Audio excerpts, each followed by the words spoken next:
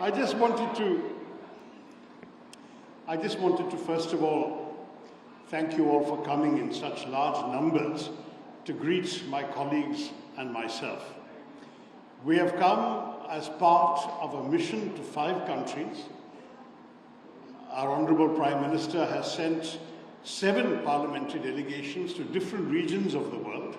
Others have gone to other countries. We started in New York with a visit to the September 11th memorial. Then we traveled to Guyana for a 2-day visit. We are now in Panama for a 2-day visit.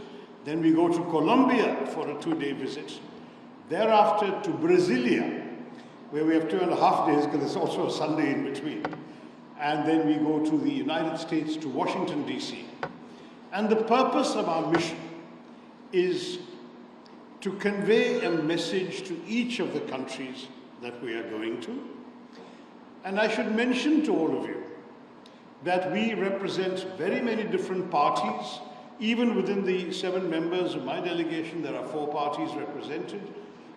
We have 5 parties represented amongst the members of my delegation. And then I should mention to you that we also come from all parts of the country. Unfortunately, Gujarati बोलने वाले कोई नहीं है, तो मैं उनको ही बुलाता. लेकिन I do want to say to you nonetheless that we are all here from different backgrounds, different states, different political parties, but united in the same message. And that is the message. And that is a message on behalf of the people of India to all of you living here in Panama, that we will not accept anymore the constant outrages of terrorism inflicted upon our people.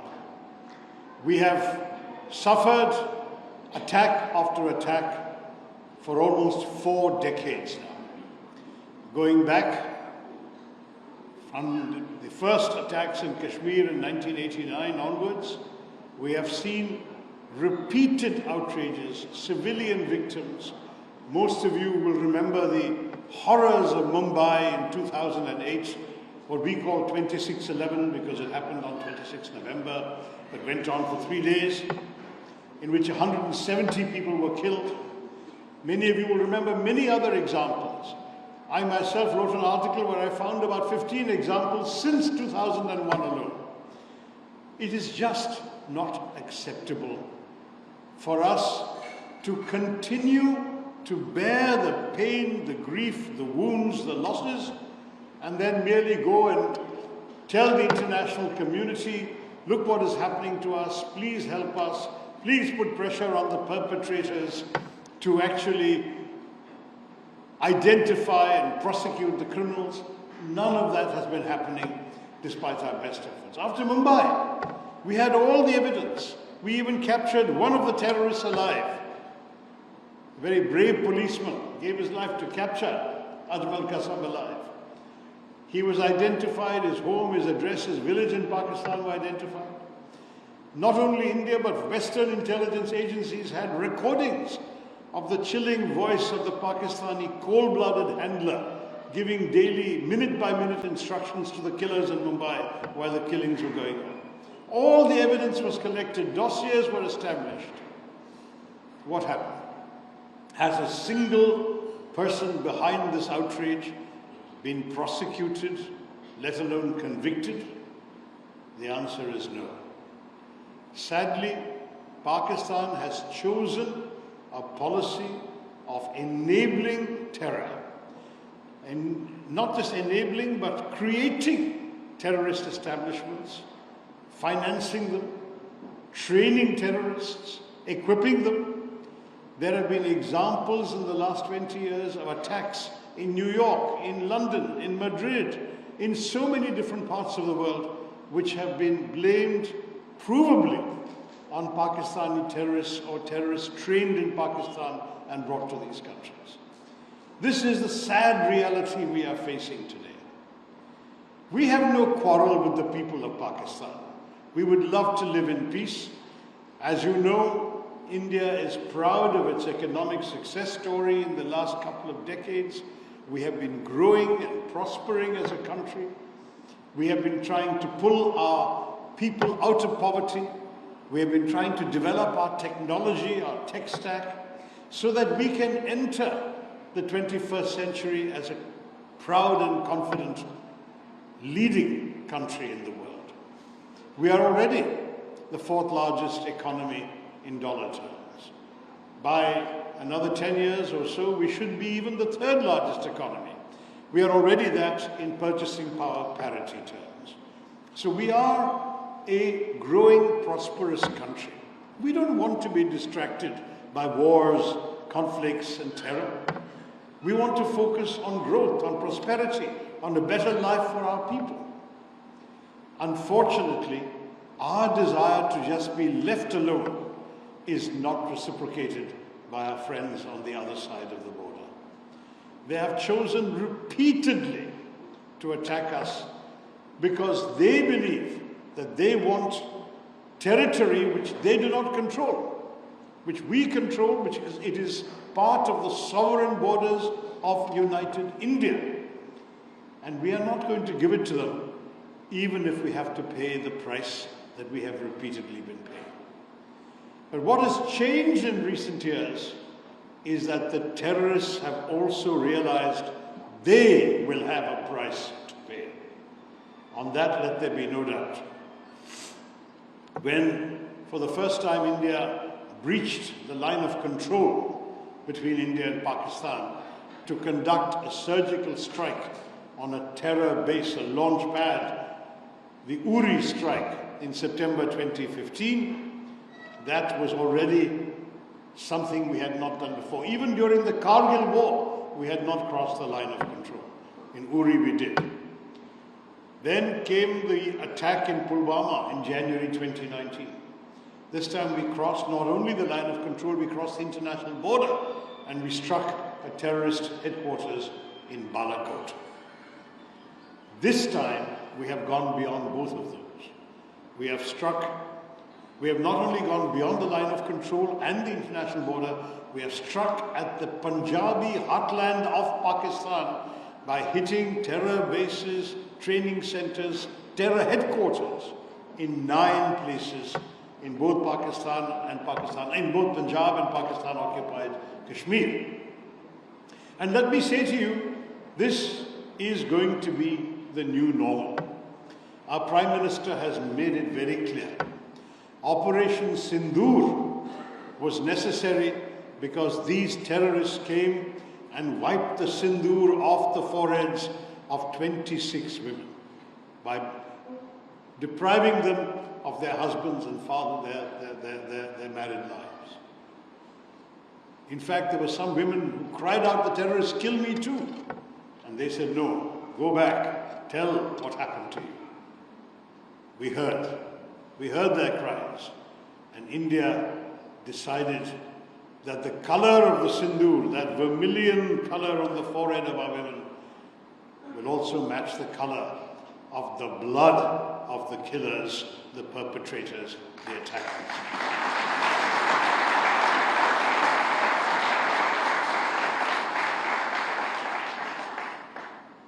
India is not a warmongering state. Even when we conducted those attacks, the first 9 terror base attacks, our government said very clearly, without any doubt, that we are not looking for any escalation. These were carefully, precisely calibrated strikes. We hit only terror bases. We hit no military facilities of Pakistan, no government facilities, no civilian homes. Very precise targeting meant that even within the compounds of Lashkar-e-Taiba and Jaish-e-Mohammed, we hit specific buildings. And we did so at night, between 1:05 and 1:30 at night. Why? Because we didn't want to have too much of collateral damage. At a different time during the day, there might have been a lot of civilians around. We didn't want their lives to be hurt. Think how much thought has gone into this. We wanted to send a message, a very clear message, And the target was not all the people of Pakistan. It was not even the government of Pakistan. The target was only the terrorists and their enablers. Sadly, Pakistan chose to respond. They shelled indiscriminately, artillery shells flying across the border, Poonch, Rajouri. And sadly, we all know this, 19 of our fellow citizens were killed in the Pakistani shelling in Poonch alone. 59 were hospitalized with grievous injuries. Where did the shells hit? When we attacked terror bases. When they attacked a Gurdwara, they attacked the nuns' convent, the Carmelites of Mother Mary. They attacked civilian homes. They attacked civilian vehicles. That is the way, the difference between how we behaved and how our neighbors chose to respond. What did we do next? We said, if you hit us, we will hit you back, and we will hit you back harder. And we did. They sent us drones, missiles. Our air defenses blocked them, and we hit very precisely 11 military targets on the night of the 9th and 10th of May. You can see satellite pictures. You can see satellite pictures, they're on the internet, where specific bomb craters can be seen on the runways of the major Pakistani air bases. Rahim Yar Khan Air Base, Air Marshal Noor Khan Air Base. One of them in the Chaklala base was 1.5 kilometers only from the military headquarters, GHQ Rawalpindi. The message is very clear.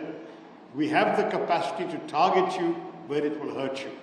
If you stop, we stop. If you don't stop, watch out for what's coming next. They finally chose to stop. On the 10th of May, our Director General of Military Operations got a call in the morning. They set up a proper dialogue at 3:30 in the afternoon, and at 3:30, their Director General of Military Operations told ours, we want to stop firing. Our general said, of course, we didn't want to start the firing in any case. You are the one who has been attacking us. You stop, we stop. And at 5 p.m., a cessation of firing was inaugurated. That was now 2 weeks ago, a little more than 2 weeks ago, 2.5 weeks ago. And there is more or less calm on the border. This is why, at this time, our government has requested all of us to come and explain to government leaders in these countries, to parliamentarians, to opinion makers, and where possible to the diaspora, what our thinking was, why we did what we did, and to explain to you why we need your sympathetic understanding and support. And I'm very pleased to say that so far we have got it. In Guyana, we met the president, the vice president, who's himself the former president, the prime minister, a dozen members of the cabinet, the Speaker of the National Assembly, and they all told us unconditionally that they understand and they support India's fight against terrorism. Today, in Panama, we went to the National Assembly. We met the President, Dania Castañeda, and she gave us the same message. In fact, when we were parting at the end of the discussion, I presented on behalf of the people of India a Kashmiri shawl to her to remind her that it's from Kashmir that this tragedy started. And what did she say in reply? She gave me a symbol, a Panamanian warrior symbol. And she said, people of Panama, encourage all of you in India to fight like warriors against terrorism.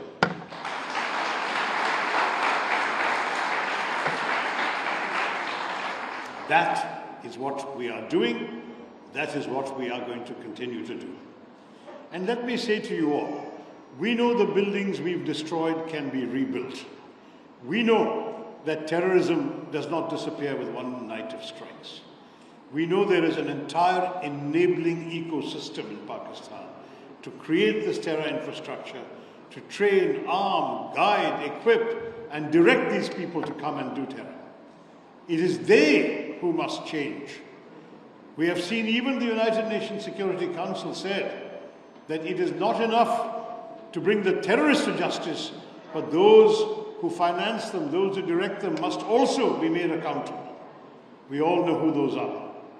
That is the military establishment of the deep state of Pakistan. And we say to you, understanding this means being prepared that this may happen again. But we are telling you in advance, if it happens again, be prepared for worse to happen to them. This is the message we are giving. We are explaining what happened. We are seeking sympathetic understanding, but we are saying we are not going to tolerate anymore. If it happens again, there will be worse to come. And that warning we give in advance so that people understand. I repeat, we do not want war. Our actions were not the first salvo intended for a long drawn-out conflict. We just want to be left alone. We want to grow, develop, look after the well-being of our people. We are saying to Pakistan and to the people who run that country, you leave us alone, we'll leave you alone. But you strike us, be prepared that we will strike back. That is the message. With those words, I want to thank you all once again, the people of Panama, for having come here. It is such a matter of pride for us to know that the Indian community has been in this country for so long, has done so well, has thrived in so many different ways, across many sectors of the Panamanian economy. And it gives me so much a pleasure that today you invited us to this beautiful temple you have built here. All of us, and by the way, we represent 3 different religions in our group, but we all came to the temple and we were happy to receive the blessings of the Lord.